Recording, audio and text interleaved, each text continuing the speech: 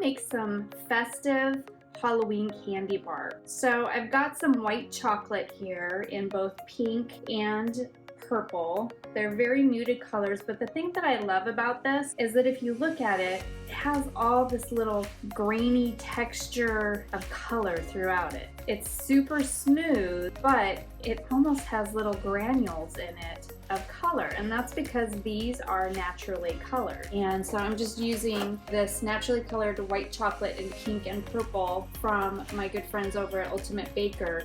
And the cool thing about the coloring is they used turmeric in one of them, and they used beetroot and purple grape and a bunch of other natural stuff to get these really cool texturized colors. So these are going to be my base, and then I have some fun sprinkles here that are going to go with my theme. And you can see here I've got some bloody eyeballs, I have some skulls in different colors, and some really creepy black spiders, and then I have these fun little accent colors of the hot pink, the green, the purple, and then the black sprinkles.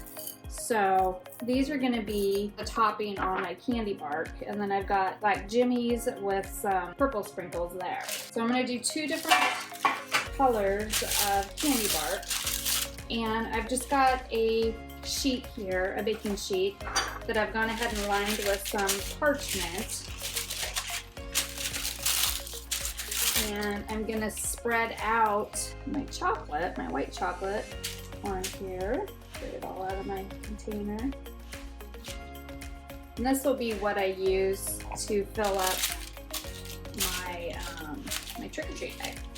So I'm just going to spread this all out as evenly as possible. And I'm actually going to take it off here for now so that I can spread it all out without it getting all crazy on me. So you just want to try to do the same thickness. This is going to give me quite a bit of candy bark. It doesn't have to be perfect. We're going to break this up, and it's just going to become some filler for our project. Or, like I said, you could use this at the holidays. So there's my first one, and set that to the side, do my second one. So here's my purple.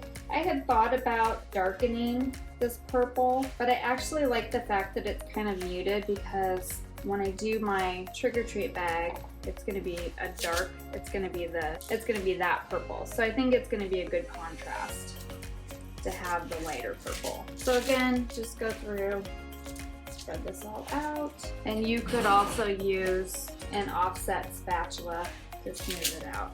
But again, you just want it to be somewhat the same thickness. Like, it doesn't have to be perfect, because we are going to be breaking this up.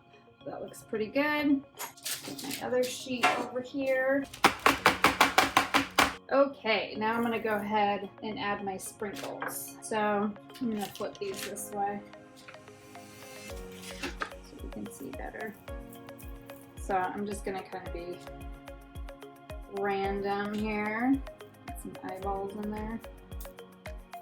I could have more spiders. Get some.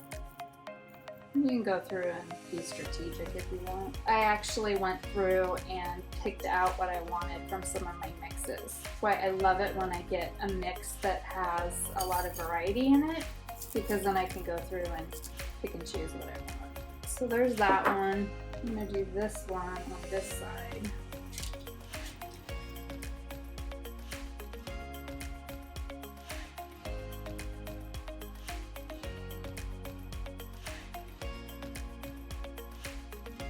Okay, now on this side, I have taken just the pinks and the green out of the mix and made another little mix. I have my super cute little ghosts here that I can go ahead and place first. So this is going to be some really fun candy bars. So I'm going to put all of my little ghosts down first. Doesn't really matter what order we put them in, but they're kind of fun. They're all doing something different, smiling or booing or whatever ghosts do. So there we go. We got a few of those, and then I'm going to go in between and put in this fun sprinkle mix. So that just gives me 3 different types of candy bark. And you want to make sure these guys are stuck so they don't pop out when you go to break them apart.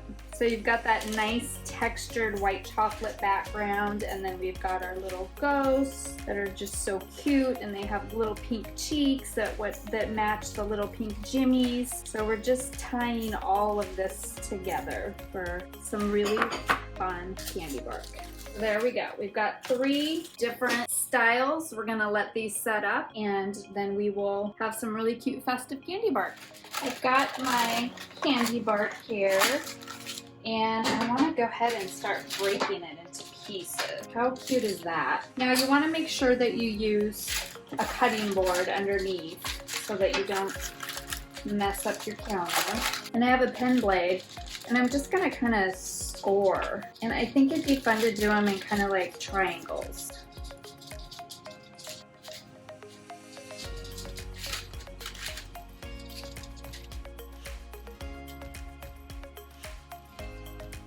I know as soon as I move this, these sprinkles are going to be all over the place. So we are going to let them fall off. Whatever does not want to stick, I'm just going to peel off parchment.